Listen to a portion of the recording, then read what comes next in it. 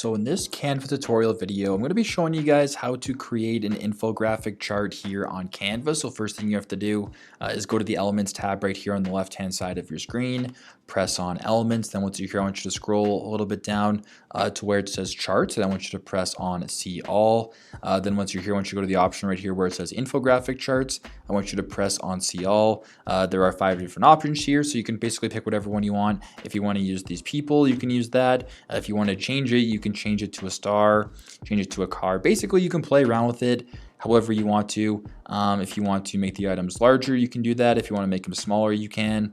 It doesn't really matter. If you want to change the spacing, you can do that as well. Basically, just play around with the settings, do whatever you want. If you want to change the color, you can do that right here and change it just like that. You can basically get creative. There's a bunch of different options here on how to create an infographic chart. If you want to use this one, for example, you can use this one and play around with it. So that is basically how you can create an infographic chart here on Canva. I hope this video helped.